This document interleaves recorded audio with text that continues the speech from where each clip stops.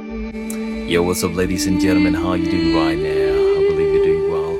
Now, related to that, we bring you an exclusive investigative report into the final moments of the late Cyrus Jirongo.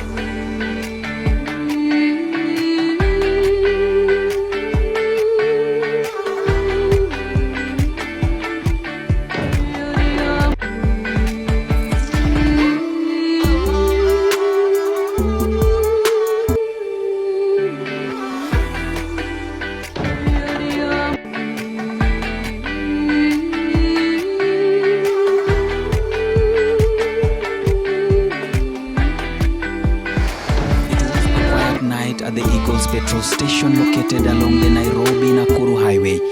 The stillness of the early morning hours was only broken by the occasional hum of passing vehicles. And at exactly 2:18 a.m., CCTV footage from the station captures a white Mercedes-Benz entering the premise from the Nairobi direction. The vehicle, later confirmed to be driven by the late Cyrus Jirongo, makes entry notably without indicating.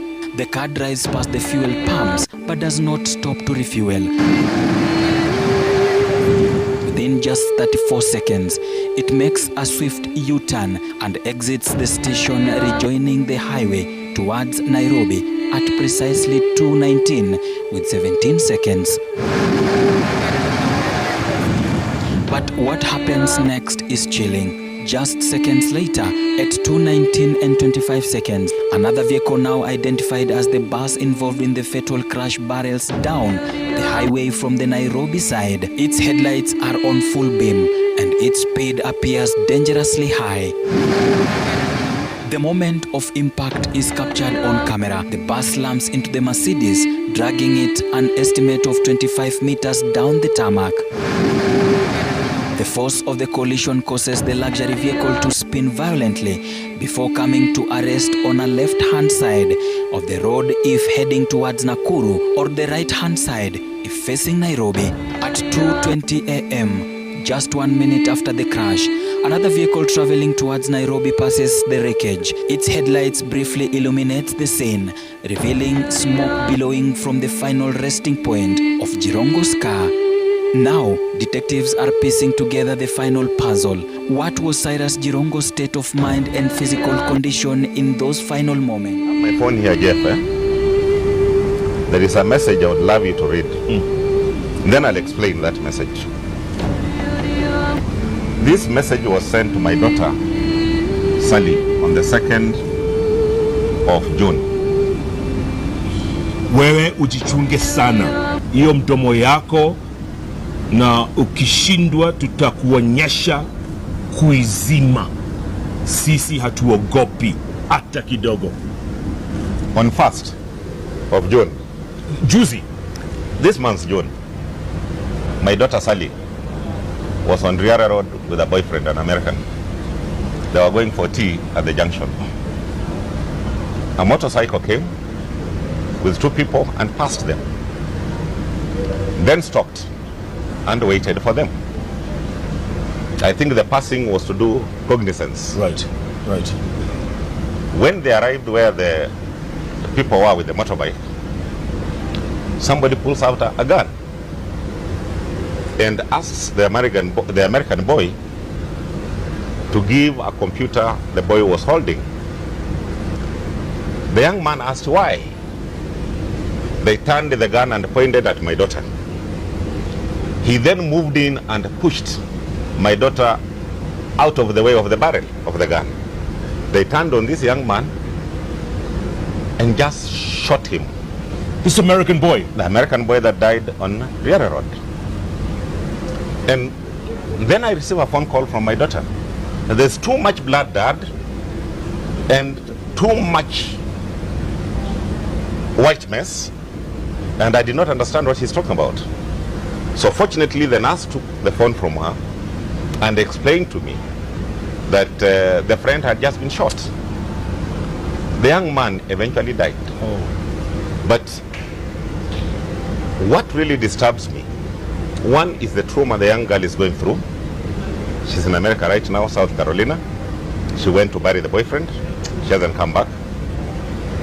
But what then disturbed me most is when she received this message, which she forwarded to me. My daughter is not in politics. No. So why is she supposed to keep quiet? Mdomo yako, who is that? That message was actually meant for me. Now, this was meant to us. I was discussing the same issue with a friend of mine over a cup of tea. He is a politician, very supportive of my ideas, supportive of Wetangula's ideas, because we work together. His name is Jack Wamboka. And he showed me exactly the same message from a different phone number sent to him on 9th of April. And that's what I'm saying. Has assassinations crept back? And if you look, the explanations, as I had explained to you, after the young man was shot, a few days later, a famous criminal by the name Ford was shot somewhere in Dagoret Corner. And the police explanation is he actually shot somebody, an American, on Riara Road and maimed a Chinese. The normal anatomy of explaining assassinations. Yes. And I took time, went and talked to a friend of mine. I will not mention his name. He's a senior CID officer. Just to complain about what is going on, and that my feeling that I might be actually a target for assassination. And we discussed it in detail. And if you listen to his explanations, and he was quite sincere. He told me, prisoners have been sending out a lot of messages. So the issues of messages, Cyrus, I'm tired, I've had so many of them, but they are normally sent out by prisoners. I would expect a prisoner to send out a message of M-Pesa me some money. Correct. Or a con to get some money. Correct. Yes. I wouldn't expect to be warning you, to be issuing threats, a warning and threats that somebody should keep quiet. And you can see the death of Ford really fitting the anatomy of assassinations in Kenya.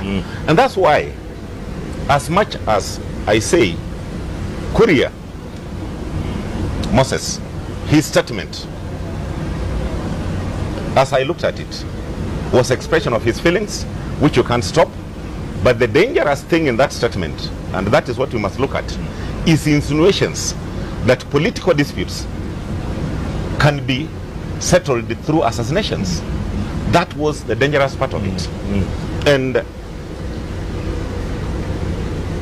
if you look at the most basic probability that a prisoner would send a message and it ends up with my daughter after the boyfriend was murdered yesterday, I mean, the chances are nil. Slim to none, yeah. Nil almost. They are nil.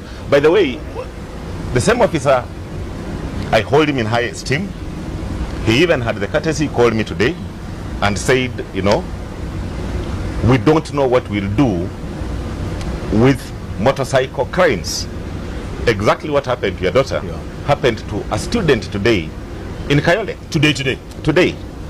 But the only difference with what happened in Kayole, I would want to know whether the girl will receive a political message. The next day. And also whether the parent is a politician. So are you worried? Bottom line, are you worried? Jeff, you cannot be quite comfortable in situations like this. Yeah. And we have had Muchai being assassinated. We've had Juma the other day being assassinated. And we've seen historically assassinations taking place, even at the time of Ouko, where there was an issue with the molasses plant, a white-collar economic crime, him fighting over it, raising it, he's murdered, an introduction of some Swiss lady, Brenna, is brought in, and Dominica Iragi. And Kibenzi. Mimi ni dereva wa bus ya Climax Coaches. Na kwa Climax Coaches niko na miaka 18 nikiendesha basi ya Climax. Sasa nilipofika pale Kalai, accident ilitokea kwa baina ya basi yangu na Mercedes KCZ ya namba nyingine sikumbuki. Hiyo mzee aliingia kwa petrol, alikuwa ametoka kwa petroli, ana join balabala, hakugive way. Wakati aliona upande yake ya kupanda Nairobi magari meshikana, alifanya hesabu overtake hizo gari, na mimi naye nikamuona nikiwa mbali. Nilipomuona nikiwa mbali, nikajaribu kanyaga hiyo gari break, na kulikuwa kumenyesha, nikaona nitamwaga watu 67. Nikienda kando nitamwaga watu 67. Sasa alikuja kama ameniingia direct kichwa kwa kichwa. Hivyo tu. Kwa basi kuna mtu alipata injury? Kwa basi hakuna mtu alipata injury. Niliwauliza wote, hakuna mtu alipata injury. Askari wakawaambia kama iko mtu amepata injury, twende hospitali. Uko sanga? Kulikuwa saa 8, kitu saa 8 ya usiku. Kati hatukuwa tumejua ni nani. Lakini askari wakati alichukua simu yake, akakuta sijui ni wife yake amempigia simu. Alipompigia simu ndio alikuja akaambia wenzake huyu ni Cyrus Jirongo. Kana kwamba ilitakana kupewa mafuta hapa na ikapika tu, ikafululisa, kapita hapa hivyo, ikanyorosha hivyo, sisi tulikuwa pale kwa nimesimama hapa kwa Kawesh. At exit, he claims that the former member of parliament did not hesitate but drove directly onto the road moments before the collision. In fact, the security guard says the slain MP accelerated the car from the station. Kufika hapa, ikaelekea mle upande wa barabara ikitoka, na moja kwa moja ikaenda. Nikawa tu natazama wakati kuna speed gani sasa? Wakati hiyo ilienda speed kidogo, haikuenda sana. Hapa sasa? Hapa ilikuwa polepole tu, manake ili reduce speed nikidhani anataka kupewa mafuta, lakini akachomoka hivyo, akikuja speed, akafika hapa. Alipofika hapa hakusimama hata nukta yoyote. The guard says that Jirongo rejoined the highway directly into the lane of an oncoming bus, resulting in a head-on collision. Cheptek further adds that the impact pushed Jirongo's car about 80 to 100 meters, and that by the time people rushed to the scene, he was already dead. Akapiga U-turn hapa. Alipofika U-turn, basi ilikuwa inatokelezea jinsi kama hii inakuja, baba wakakutana hapa na wakagongana head-on collision, na from here gari ikagongwa na yenyewe ikarotate hadi pale karibu mahali lori hile imeegeshwa pale. Alikuwa ametoka kwa petroli akielekea Nairobi. Petroli yenye iko mkono yangu wa left, na mimi naye natoka Nairobi. Ndio akakuja kama ameniingia kichwa kwa kichwa, na mwisho yake ikafika hapo. He maintains that Jirongo's manner of driving into and out of the petrol station was not normal, adding to the growing list of questions surrounding the former MP's final moments. Wakati aliingia kwa polepole kidogo, na alipofika karibu kwa mafuta akachomoka tena kidogo. Kwa hivyo jinsi alipokuwa anaingia si wa kawaida, ilikuwa ni tofauti kabisa. Bwana Speaker, wewe ndio ulikuwa na Jirongo last. Hebu tuambie what happened na bwana Jirongo kule Karen saa 2 ya usiku. Na kweli walikutana pale saa 2 ya usiku, wakakaa pamoja mpaka saa 3:30. Of course hawawezi kukaa tu wakiangaliana, pengine alikuwa anakunywa uji. So Kenyans are asking, who are the last people to be seen with Cyrus Jirongo? Why are they quiet? Mostly they were his kinsmen. People he trusted, people he knew. Why are they quiet? We haven't heard them give a good account. Speaker Wetangula, he should have given a very good account. What was his plans? Where was he going? What was happening? And other people who are with him should come out and give clarity. Wakenya wanataka kujua ukweli. Je, hii ilikuwa ni ajali ya kawaida ama ni ajali ambayo imebuniwa na watu fulani? Alafu hakuna jina hata moja. Tumeambiwa masaa 72 baada ya kifo ya Jirongo, hakuna jina hata moja kutoka kwa Climax bus. Tungependa kuambiwa hiyo basi ya Climax ilikuwa imebeba wakina nani? Kuna watu, marafiki zetu na mandugu wale walikuwa na Jirongo Karen dakika ya mwisho saa 6:30. Wale waliwachana na yeye saa hizo, na wale walikuwa na yeye hapo Karen kabla aondoke hapo, watueleze. They must also come out clear, wajielezee vizuri mpaka ieleweke. Surely you cannot have one person making a statement. We have had several occasions where we have had accidents. We have